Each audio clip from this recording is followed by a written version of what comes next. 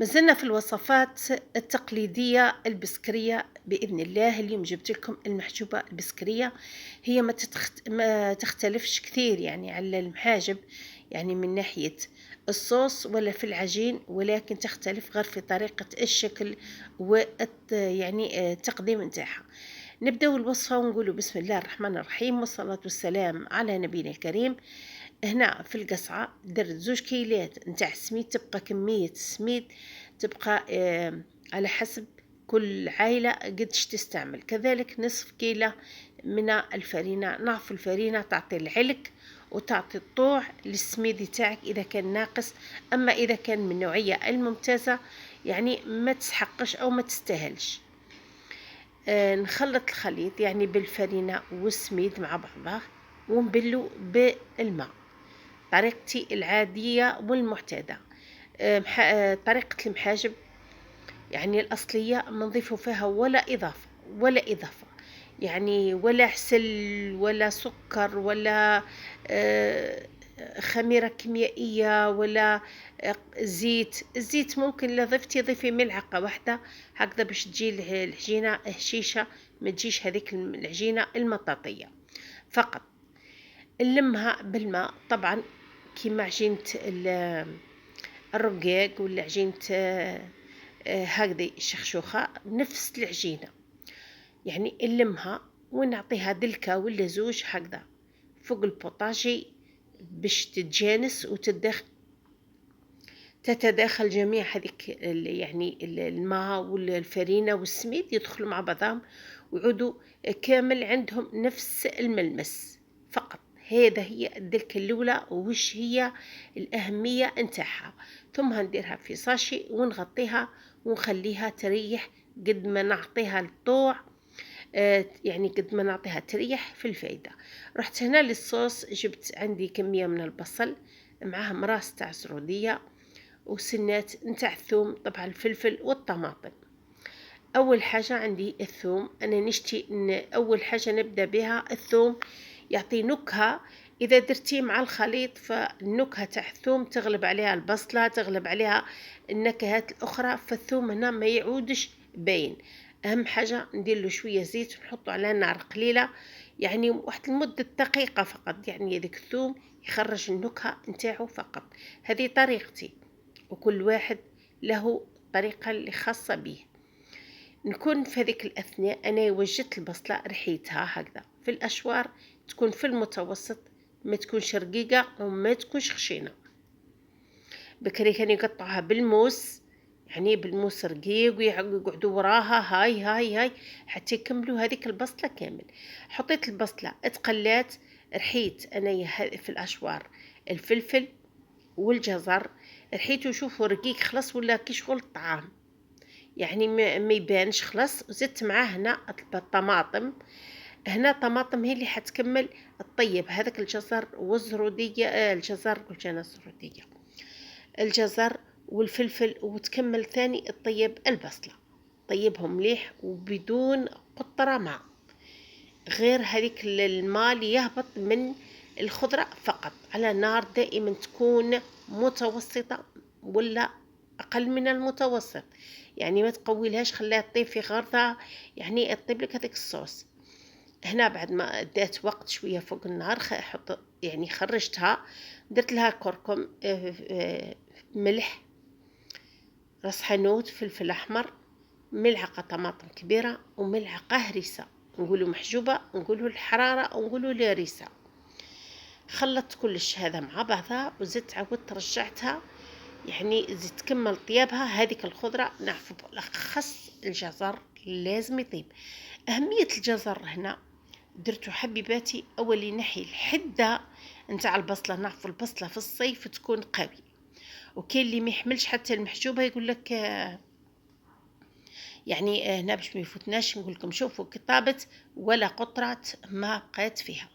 هنا نحلها بالطريقة هذه ونخليها تبرد ونبدأ نعجن في العجينة تاعي. وريتكم المقطع كما هو، نحيت حطيت المقلة هذيك فوق في بلاصة، يعني نحيتها من النار خلاص، خليتها تبرد وبديت نعجن في العجينة. التسلسل يكون كما هكذا بالطريقة هذه.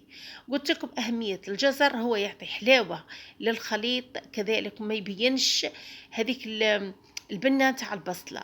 البنة تاع البصلة كاين ناس ما يحملوش بنة البصلة بعد، يعني أما هذاك الكمية تاع الجزر فتنقص لها من الحدة تاعها. فقط جربوها نقول لكم وما تندموش بإذن الله. يعني راس الجزر هذاك اللي ضفناه يعطي نكهة وبنة، يعني يديها لبلاصة أخرى. كملت العجين بالطريقة العادية كما عجينة الرقاق، ولكن هي تجي أقل شوية، ماهيش مرخوفة ياسر. لوزتها تكون اللوزة تاعها شوية كبيرة، يعني كل واحد كيما مال في لوز. وهنا بديت نطيب، يعني خليتها ثاني بعد ما كورتها ولوزتها، خليتها دات راحة قليلة، ما تخليهاش تريح ياسر، خاطر كنت تريح تعبك في الخدمة. حنا نديرو زوج كرات مع بعضها. الخليط نبرد فيه بشوية هكذا، فيه في بلاصة مازال شوية دافي، لازم يكون بارد تماما، ما يكونش حتى دافي. ونبدأ نغلق فيها كيما هك. أول حاجة نغلق في الجناب، وندير الطريقة هذه باش نوزع الخليط، كذلك باش نغلق ما يخرجش هذيك العقدة منها أبدا. العجينة كتعود مليح. لا نقول لكم الفرينة تساعدك انك تعطي العلك. شوفوا كيف تكسل ولا تتقطع، لا تكسل ولا تتقطع لك ولا أي شيء. لما نضغطوا على الجناب يبقى الهواء، كمية الهواء الداخل، هذيك الهواء هي اللي تنفخ لك الكسرة تاعك ولا تنفخ لك المحجوبة نتاعك، وتخليها لك مرقة، ما تجيش مكتومة وما تجيش وحدة لازقة في وحدة. هذه أهمية.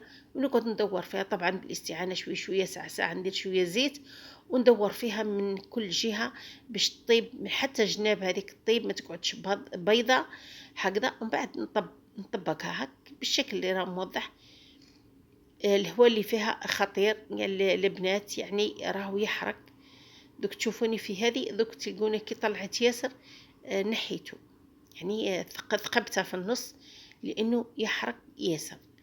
نعاود لكم بالطريقه هذه. ها نبدا اولا بشناب هكا، نضغط عليهم، كميه الهواء تقعد للداخل، هي اللي تنفخالي وهي اللي تورق لي المحجوبه تاعي وتجيني رقيقه وما تجيش مكتومه وما تجيش داخله في بعضها لاصقه.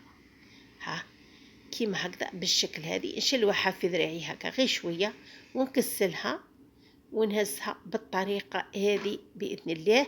ونلوحها في الطاوة اللي تكون النار يعني اقرب للضعيفه، يعني اقل من المتوسط هكذا باش طيبيها في غرضك. شوفي كيف طلعت، دوك تشوفوني كيف ثقبتها لانه الهواء تاعها يحرق، يعني كانه مسخون.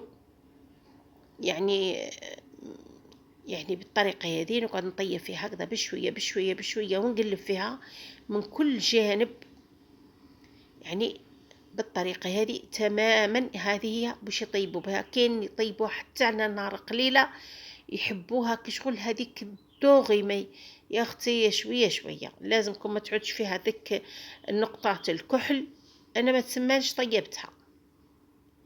هنا رحت نوريكم نفس العقدة ونفس العجينة، تقدري ديرها محيجبات ولا كاريات، محاجب صغار، تطوط معاك تمشي معاك، درتهم طيبتهم. يعني هنا باش تشوفوا ما تقولوش انها شوية يعني ماهيش رطبة حتقطع لك ولا لا العجينة تمشي معاك ستيك رقيقة، تجي مرقة ما شاء الله. هنا ثاني درت خبزة أخرى، دوك تشوفوا. وشي العجينة هني قلت لكم خليتها شوي، ماهيش كما عجينة الرقاق، خلوها شوية محزوقة. تعبك قرصيها وخطيها واحد، شوفي ثانية فقط ورجعي لها تمشي معاك ستيك. يعني ما تديريهاش مطلوقة برك. هذه هي كون ديرها مطلوقة ما تجي توصليها للطاجين تاعك تروح. والعقدة بنينة ريحة الثوم باينة فيها. اللي يحب ريحة يحب زيت زيتونة يقدر يقليها بزيت زيتونة ثاني، تزيد فيها النص. بالأخص نعرفوا الجزر يتواتى مليح بزيت الزيتونة. حنايا في بسكرة كاين اللي ياكلوا المحجوبة بالزيت زيتونة، كاين اللي ياكلوها بالدهان. مازالوا لحد الآن بالأخص نتاع البصلة هذيك، بصلة طول هذيك ياكلوها بالدهان، وياكلوها اللي فيها الجزر ياكلوها بالزيت زيتونة. أنا الوالد تاعي كان كيما هكذا، ربي يرحمه. المهم نوريكم المحجوبة كيفاش جات رقيقة رقيقة رقيقة.